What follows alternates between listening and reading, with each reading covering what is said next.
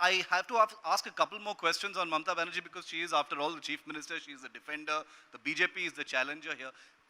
On the, you took the example of how she looks at it as heckling, and she has her mannerisms, the body language has shown that there is some discomfiture, at least from my point of view.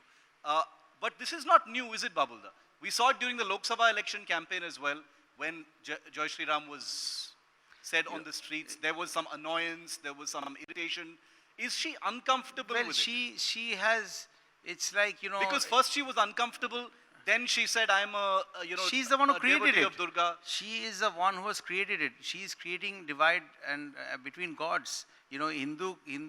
Hinduism is a way of life. It's not really a religion. If you go and read history, that's what it is said. Now we have 33 crore deities, as they say. So everyone is entitled to chant or say anything what they want to do. With Didi, nothing has worked. Whether it is getting agitated in this manner. Yes, it has worked when she wanted to eradicate left from Bengal. We will give her credit for that, for sure. But what she promised to Bengal and what she gave was something diametrically opposite to each other. If there is one Porivartan that she has bought, that is to herself and her way of handling West Bengal. She has taken it to a new low. I'll give you one example. I really want to bypass this Jai Shri Ram debate because Trinamool can go ahead and accuse whatever they want to say. That does not really mean that what Trinamool is saying is a reflection of what people are thinking. I think they have decided, and we'll see that in 21. She does this. I was just reading one note on my mobile, and she does this Global Bengal Summit or whatever that is called every year. Great endeavor. Yeah, I'll give you a list in the last 5 years. I'm not going to get into the lack of crores that they're talking about, 200,000 crores and all of that Amit Mitra, her finance minister, comes with.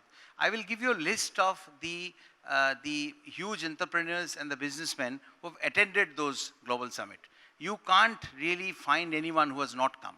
Everyone, from the topmost guy to to a middle level entrepreneur, they've all been here. And Didi, if you see, I wouldn't get into a debate whether a chief minister should be the MC for a show, but she does that out of love, whatever it is. She has showered them with the costliest of shawls, pashminas and mithai and this and gifts from Bengal. I've seen her ministers at the airport personally handing them over to those luminaries, the entrepreneurs, when they're going away from Bengal. But tell me one thing: do any of them have any kind of enmity with Mamata Banerjee if she was the right person to work with to come back and set up an industry in Bengal? I have a simple question. I'm not getting into the arithmetic of it.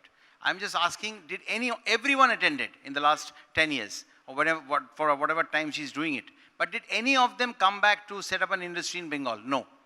Can you show me a picture where Mamata Banerjee is opening inaugurating a factory or a big industry, rather, I'll give you a list of the companies which said that they would want to come to Bengal, but they did not come because the atmosphere here, as I said, the weather here is not something where for investment, with these Nardas and all of that, that you have to get a middleman, and that middleman will be someone, probably a parliamentarian or someone big in Trinamool, someone who stays around Didi, someone in an official post who has to be first approached, bribed, to get access to someone who can make that happen in Bengal. So who would want to do business here?